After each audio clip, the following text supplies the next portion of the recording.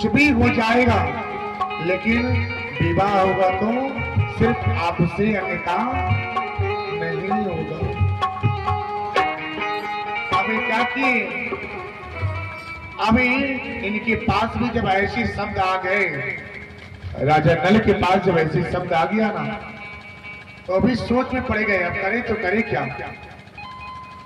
अब बोले जो कुछ होगा देखा जाएगा, जो कुछ होगा देखा जाएगा। अब राजा नल भी अब उस स्वयंवर में आने के लिए तैयारी कर दिए। अब सब देवता लोग क्या किए, राजा नल के रूप बन के उनकी ही रूप में आकर के स्वयंवर में दामंती के सामने पेश हो जाते हैं। दामंती अब संज्ञा पड़ गई, भाई अब वरमाला डाले तो किसके गले में डाले। अब तो प्रश्न खड़ा हो गया, अब वरमाला डाले तो किसके गले में डाले, चारों तो एक ही रूप है। दामंती सोच में पड़ गई, उन्होंने ध्यान किए, भगवान जी का ध्यान किए, क्या कान्हा की भगती में ध्यान जीते,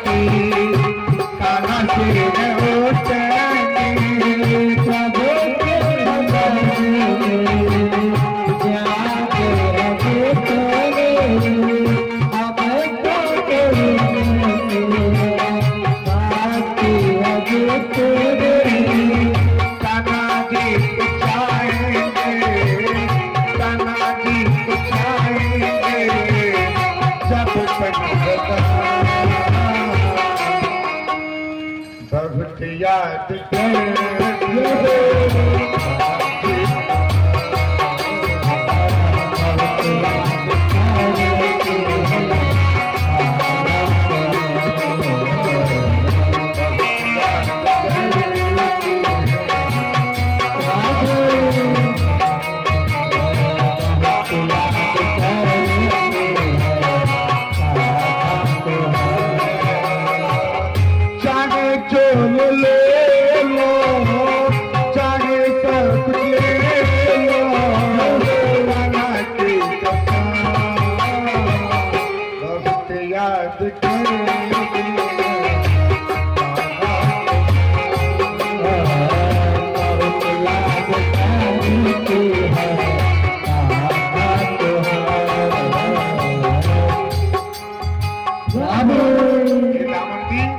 सोच करके भगवान जी का नाम स्मरण किए, ध्यान किए, बोले कि अगर कोई नर होगा हमारा, नल जिससे हम प्रेम करते हैं, अगर नल होंगे तो उनके चरण जो है, उनके पांव दिखेंगे।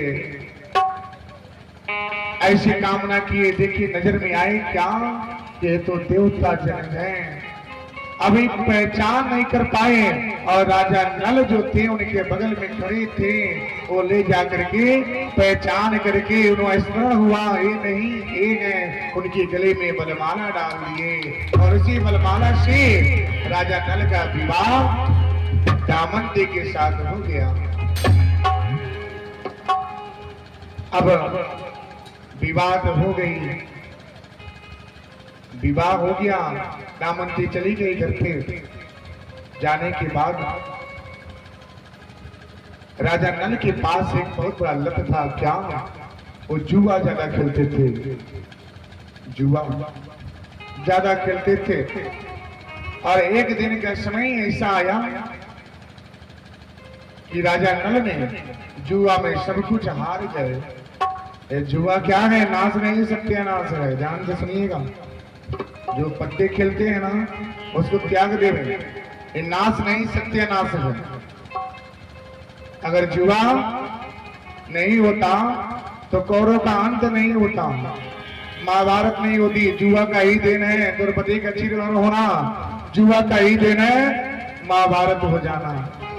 तो जुआ क्या है? नाश नहीं सत्यानाश है। राजा नल ने एक लत लग किया था क्या? जुआ। वो जुआ खेलते थे और जुआ में सब कुछ हार गए, और हारने के पश्चात अब इनके दो पुत्र थे। अब दामवती ने दोनों पुत्रों को मायके करके, मायके में भेज करके ये पति पत्नी चल देते हैं जंगल की ओर। जंगल की ओर गए तो एक घना जंगल था, थक गए थे। एक वृक्ष के नीचे बैठे बैठे बैठे दामवती को निद्रा आ गया। निद्रा आ गया। अब राजा नल सोचे क्या, इस सब मेरे वास्ते ही हुआ है, मेरे कारण ही हुआ है, मेरे वास्ते ही हुआ है कि जो दामवती को दुख देखने को मिल रहा है, झेलने को मिल रहा है, इतना कष्ट उठा रही है। उनके मन में एक विचार आया कि अगर हम यहां से छोड़ के चले जाते हैं ना, चले जाएं, कोई अपने मायके चली जाएगी और सुखी से जीवन होगा।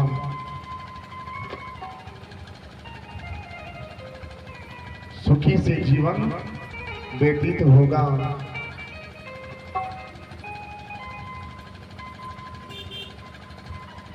अभी ऐसा ही तरकीब करके राजा नल वहां से चल देते हैं। जाने के बाद कुछ समय व्यतीत होता है। अब दामवती के पास एक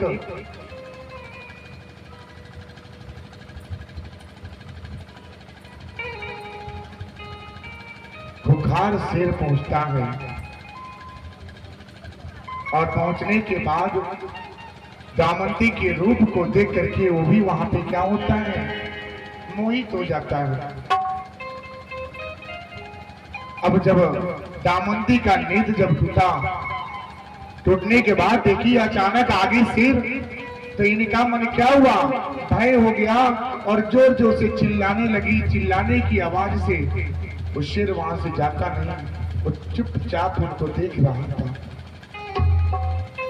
दामवती ने कहा क्या कि अगर हम अपने पति के सिवा किसी का छवि अगर मन में लाए हैं तो हमारा क्या हो, अंत हो। अगर नहीं लाए हैं तो शेर का भी अंत हो जाएगा। जब ऐसा उन्होंने संकल्प किया तो शेर वहीं पे खत्म हो गया। दामवती की प्राण बच गई। राजा नल आगे जा रहे हैं तो उन्होंने देखा क्या कि एक घने जंगल में आग लगी है, और उस आग में क्या हुआ, एक सर्प फंस गया है। एक सर्प फंस गया है। राजा नल को दया आ गया। उन्होंने बोला क्या, अगर इस सर्प जल जाएगा तो पाप लग जाएगी। राजा नल ने उस आग में चले गए और सर्प को उठा लिए। जैसे ही उठाए और सर्प ने राजा नल को डंक मार दिया, मस्तक पे डंक मारा। जो राजा इतने सुंदर थे उनका पूरा शरीर काला हो गया। अब वो सर्प कोई और नहीं था, वो सर्प यमराज थे। अभी असली रूप में आकर के बोले कि ऐसा क्यों कर दिए। वो यमराज ने बोले कि मैंने ऐसा ही किया क्योंकि इस हालत में अगर कहीं जाओगे तो कहीं तुमको खाने के लिए अन्न मिल जाएगा, कहीं कोई काम पे रख लेगा, तुम्हें कार्य मिल जाएगा। राजा नल चले गए। एक नगर में गए, एक राजा के पास गए। वहां पे क्या किए, दो बैल थे, उनकी सेवा करते थे। हजारों बैलों की सेवा करते थे, जीवों की सेवा करते थे, यही उनका कार्य था। एक दिन अब यही दामवती ने फिर से क्या किए, स्वयंवर विवाह रचाने के लिए उन्होंने पत्र लिखा, सब राजाओं के पास उन्होंने पत्र भेज दिए। एक दिन का समय था, जिस राजा के दरबार में राजा नल कार्य करते थे, एक दिन का समय था और ये पत्र उस राजा को मिला। राजा ने नल के बोले क्या भी कैसे चला जाए, कोई ऐसा उपाय किया जाए कि कल ही स्वयंवर है और कल वहां पे जाना अनिवार्य है। राजा नल बोले कि महाराज घबराने की जरूरत नहीं है, आप मत घबराइए।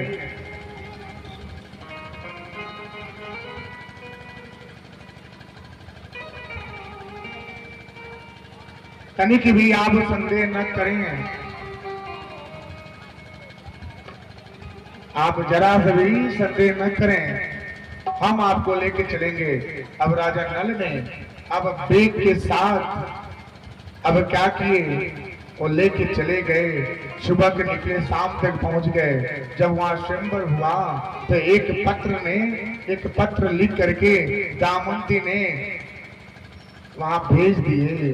भेजने के बाद जब यमराज ने उनको एक वरदान भी दिए थे, क्या कि एक दिन जब भी तुम्हें इच्छा होगी तो मेरा बस स्मरण कर लेना, वहां पे क्या करेंगे, आपके रूप बदल जाएगी। अभी जो काला पड़ा है ना, हमको स्मरण कर लेने से आपका रूप बदल जाएगा, ऐसा वरदान मिला था। अब राजा नल के पास जब पैगाम वहां पे गया, पत्र गया, तो पढ़ने के बाद अब राजा क्या किए, वैसी यमराज को याद किए। याद करने के उपरांत उनको पूरा शरीर राजपाट मिल गया और राज वस्त्र मिल गए, जिसके नाते अब दामंती का पुनः अपने पति की पहचान कर लिए और उसी प्रेम से पति पत्नी आराम से अपने जीवन व्यतीत। वही राजा नल और दामंती की कथा प्रसंग है। आप बने तो राजा नल की तरह रहे, जो पत्नी के सिवा दूसरे की नहीं चाहे। पत्नी हो तो दामंती की जैसी हो, जो पति को छोड़ के दूसरे को न जाने। ऐसे पति ऐसे पत्नी रहे तो जीवन में कभी दुख नहीं होगा।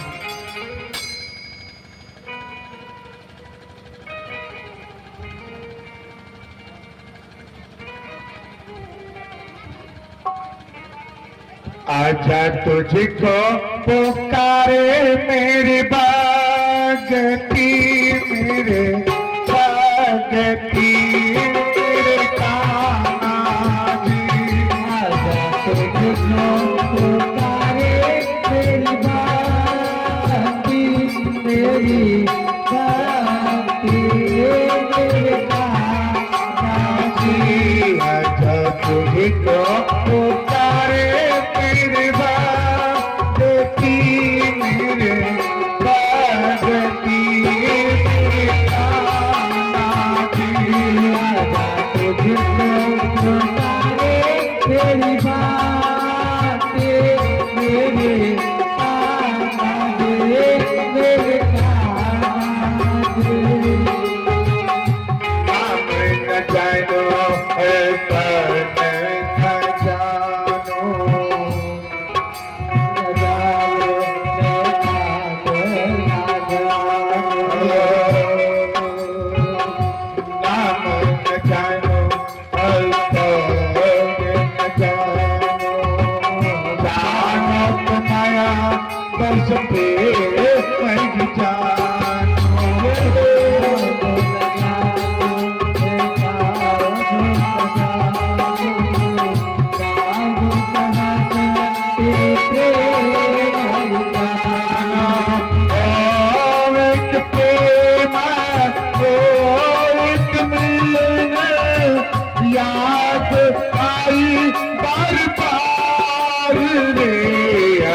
तुझको पुकारे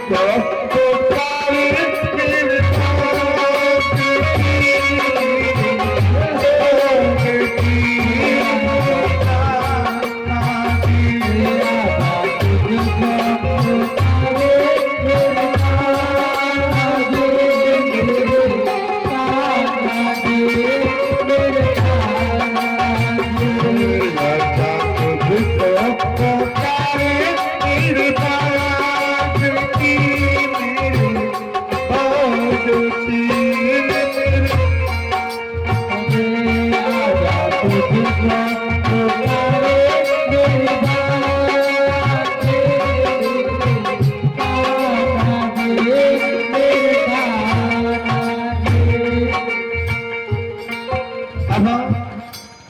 ऐसे याद करके उन्होंने अपने जीवन को सुख में पा लिए। तो आप लोग भी भगवान जी का ध्यान स्मरण करें और अपने जीवन को तृप्त कर लें। भगवान जी अब इधर अब क्या किए, अमर कथा सुनाने के लिए पार्वती जी को लेकर चले गए। कहां पे? एक घने जंगल में, जहां पे किसी जीव से मुलाकात ना हो, कोई वहां पे जानवर से मुलाकात ना हो। अमर कथा कोई छोटी कथा नहीं है, बहुत बड़ी कथा है। अब वहां लेके गए, लेके जाने के बाद स्थान चुना गया। चुनने के बाद बट वृक्ष के स्थान पे कथा भगवान जी ने प्रारंभ करने से पहले नियम और शर्तें बनाए। क्या कि अगर कथा सुनने में हुंकारी आएगा तभी कथा चलेगी, हुंकारी नहीं तो कथा नहीं होगा। अब भगवान जी ने कथा करने से पहले ये सब नियम क्या किए, बना दिए। पार्वती जी बोले कि हाँ हाँ ठीक है, हम क्या करेंगे, हुंकारी पारेंगे, हुंकारी पारेंगे। पार्वती जी बोले, हुंकारी होता गया, कथा चलता गया। एक दिन का ऐसा समय आया कि हुंकारी बंद हो गया। भगवान शंकर जी ने कथा करना तो प्रारंभ कर दिए थे, बंद तो नहीं होगा। लेकिन अब हुंकारी कहां से आ रहा था? पार्वती जी सो गई, निद्रा में हो गई।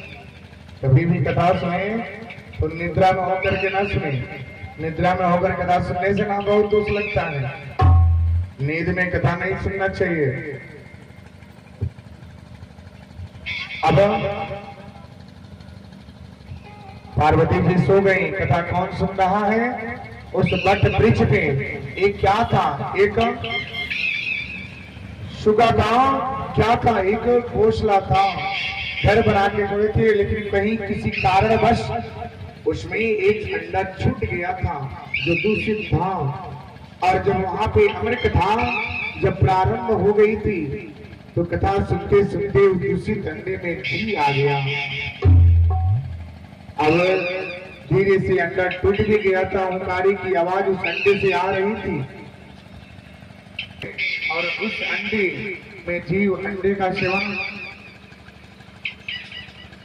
कितने लोग करते हैं? अंडे का सेवन करने वाले संख्या कितने हैं? कितने लोग अंडे का सेवन करते हैं? थोड़ा बताइएगा।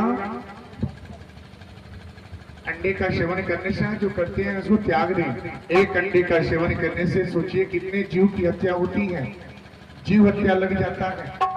अंडे का सेवन कर लेने से जीव हत्या लगता है। यानी एक अंडे का सेवन कर लिए तो समझिए कि एक अंडे से कितने जीव की उत्पत्ति होती है।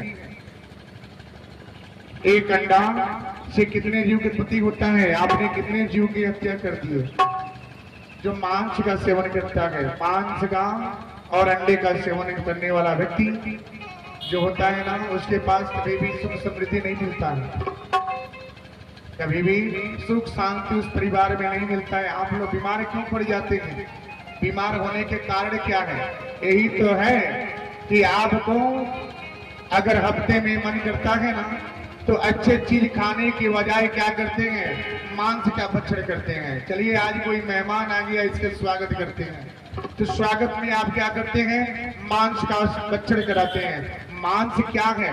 मांस से अतिथि की स्वागत नहीं होती। अतिथि क्या होते हैं? अतिथि देवो भव, अतिथि देवता के समान होते हैं। और देवताओं का स्वागत कभी भी फल से और अच्छे व्यंजन से, अच्छे सब्जियों से किया जाता है, ना कि मांस से करते हैं।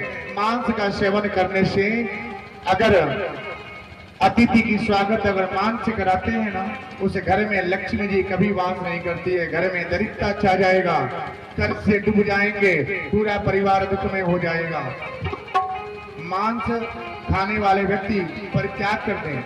मांस खाने वाला व्यक्ति होता है ना, आने वाले समय में उस समझिए अनेक बीमारियों से ग्रसित हो जाता है। जितनी भी बीमारियां होती है ना, मांस से सेवन करने से होता है। आज आपके पास ताकत है, बल है, तब तक रोक लिए। जब ये शरीर जब काम करना बंद कर देता है तो इस शरीर को अनेकों प्रकार से बीमारियां लग जाती हैं। वो बीमारियां लगने का कारण क्या है? मांस का सेवन करना। मांस का सेवन जब करेंगे तो आपको अनेकों बीमारियों का सामना करना पड़ता है। देखते हैं ना, मांस का सेवन कीजिए और अच्छे भोजन का सेवन कीजिए, दोनों में अच्छा ढकार किसका आएगा? मांस का या अच्छे भोजन का?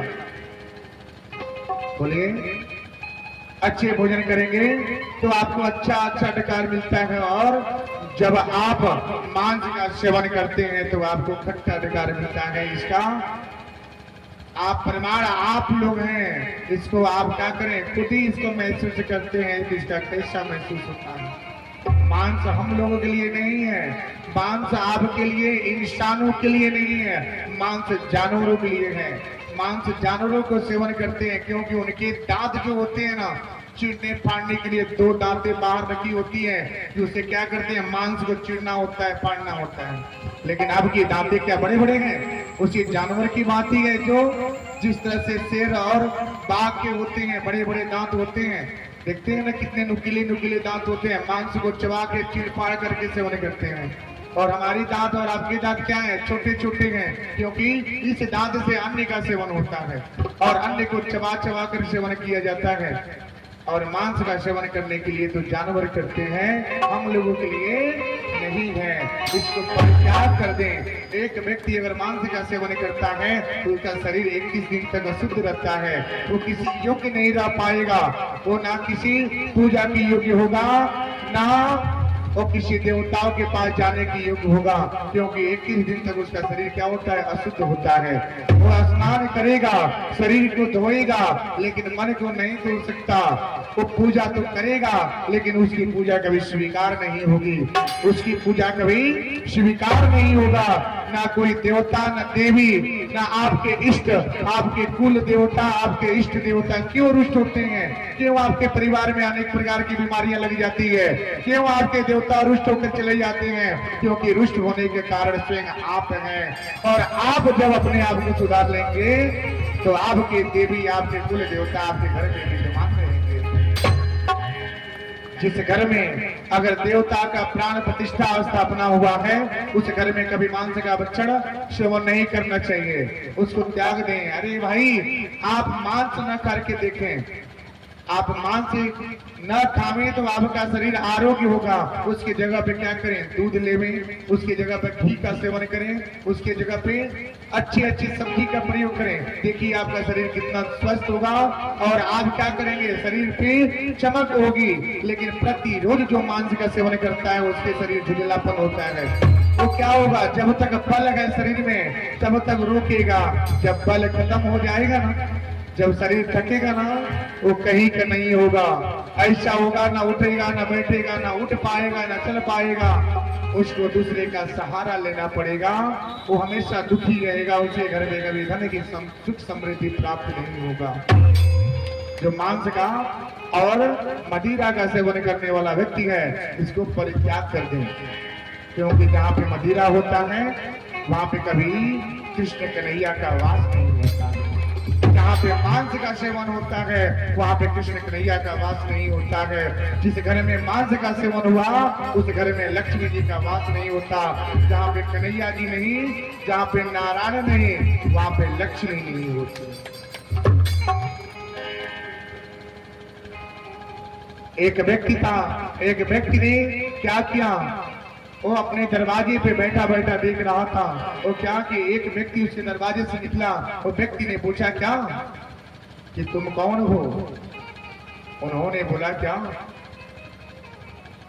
मैं कौन हूं? मैं कृति हूं, कृति हूं।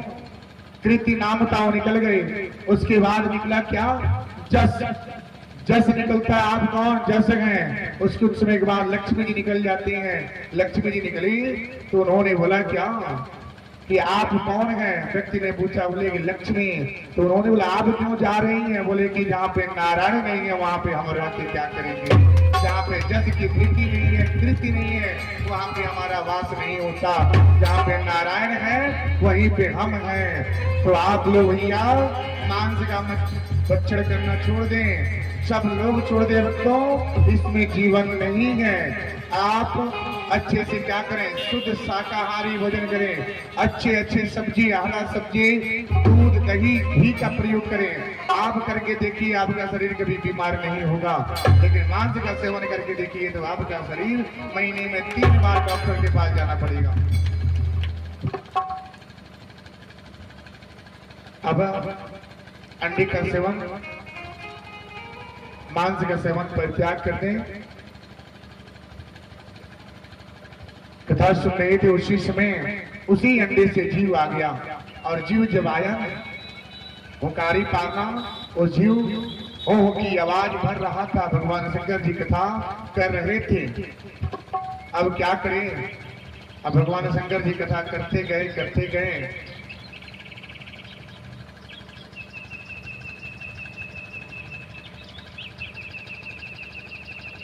करते गए, अब देखे नहीं, जब उनका ध्यान टूटा तो देर हो गया था। पार्वती जी सो गई थी और हुंकारी की आवाज उसी घोंसले से आ रहा था। अब भगवान शंकर जी क्या किए, नाराज हो गए। बोले जी क्या हो गया? उन्होंने त्रिशूल से बोले क्या गिराएंगे? जो हमारी कथा सुना है उसका शरीर से क्या करें, धड़ को अलग कर दीजिए, लेके आइए। अभी चल दिए। अभी शुक महाराज भागते भागते चले गए। कहीं पनाह नहीं मिला, कहीं जगह नहीं मिला। अब कहाँ जाए, किधर जाए, कुछ समझ में नहीं आ रहा था।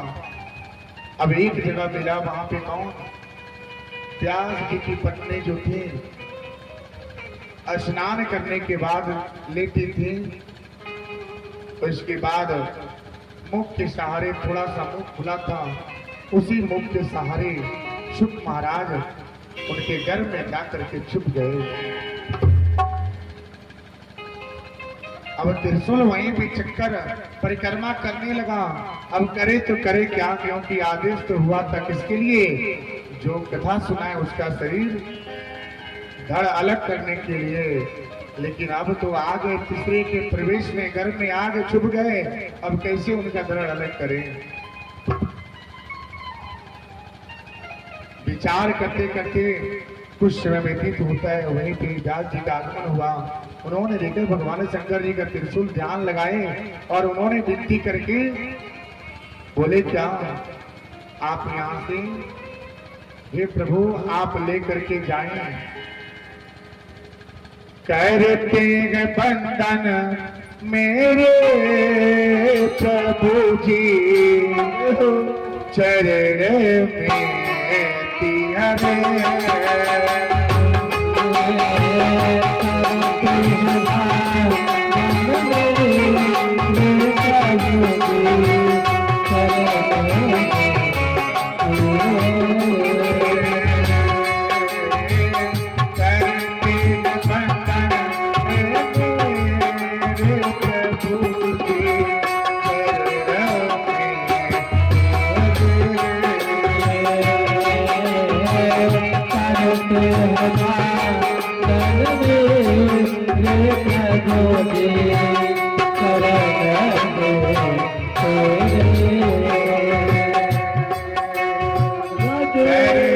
कृपा अब मेरे प्रभु की आस बस अब है।